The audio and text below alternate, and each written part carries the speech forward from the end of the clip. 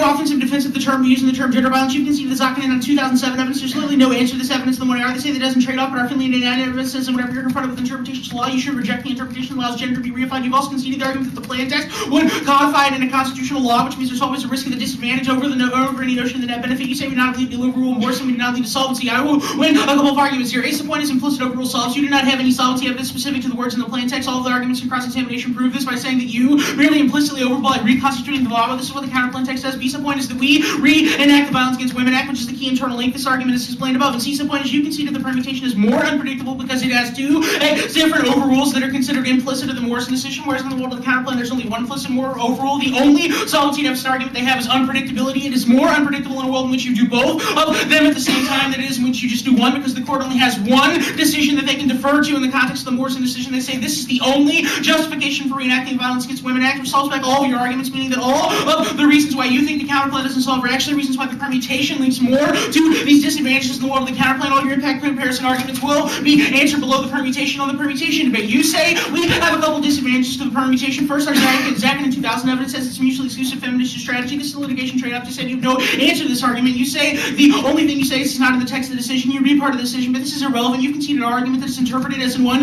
of sexual violence, which means there would be no confusion in the public perception. The only argument you have here is that it's important distinction means that you get your solvency deficit argument, but this is not our argument. Our argument is that the court does not think it's an important distinction, but in practice of legal decision, it becomes important to women, which means it's not an offensive argument for you. Our argument is not that it is vital for the perception of the courts, which is the only internal interpretability argument. Our argument is vital to the way law constructs feminine subjectivity, which you have no offense to. You say our distinction impact is relevant and disproven. You concede a couple of arguments. First, we also read a heterosexism and sexualization impact. This is at least oppression and violence against other people, which is a D rule in a world in which we solve all the affirmative case. We only have 1% risk of a link on the permutation argument. Also, our Uruguay evidence says repression of sexual difference will lead to genocide and violence. Your only argument is that women have had violence committed against them in the past. This is an offensive argument. You're functionally saying that it is irrelevant because women have violence committed against them in the status quo. This does not make sense in the context of the Schwab and 98 evidence read in the 2 and C that says it's key to all ethical decision making. These are all disadvantages in the world of the permutation because the permutation still keeps the notion of the original plain text in the law, which means it's codified in constitutionality. This is the Finley and 89 argument I extended above, as well as the Zakhanen in 2007 evidence, which means that any time someone would choose to litigate under the plain text part of it, that identity could be codified. All of your inevitability arguments are irrelevant because you have no evidence that says that other courts use the term gender. We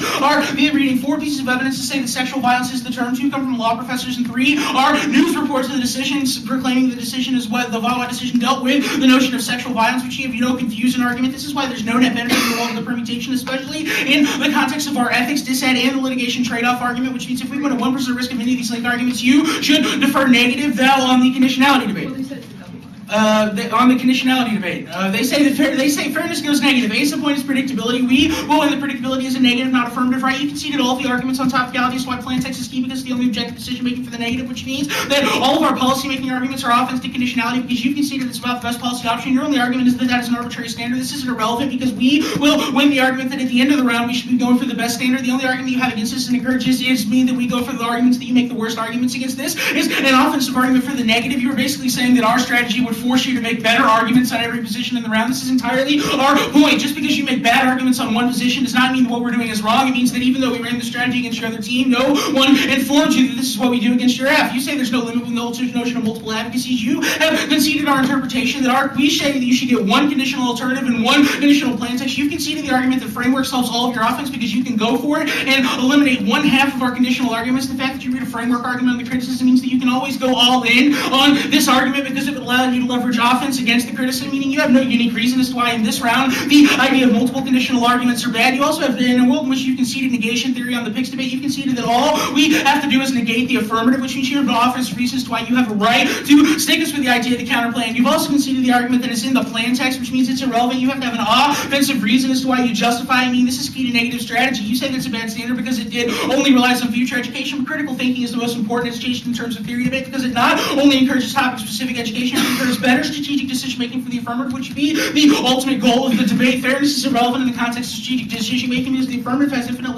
rep time as well as the first and last speech, and they've also conceded the argument that inherently conditional arguments like topicality and other procedural arguments check back in the offense of the affirmative gift. There's no uniqueness to this, which means they have to win a unique reason as to why one conditional alternative and one conditional policy option are a worse interpretation than what they say. They've also conceded they say that we can't have a good 2AR if the 2AC doesn't make good arguments. This is not a reason to reject the negative. This is the reason why the affirmative should make better arguments against counterplane arguments. They say that one word counterplane means it's bad, and the best policy option is arbitrary. These arguments are answered above. They say education outweighs Brown. I've already explained why they have no uniqueness for their fairness arguments. And I've already explained the internal link to education above. They say the plan focus means that they have offense for conditionality. This argument is answered at the top. They have also conceded the argument that they have no offensive reasons to why I wouldn't be able to amend the counterplan. We're not going to go for the amendment part of the counterplan, which means none of these are reasons to reject the negative, unless they say there has to be an explicit overrule. But either way, this part of the debate is a wash. What now?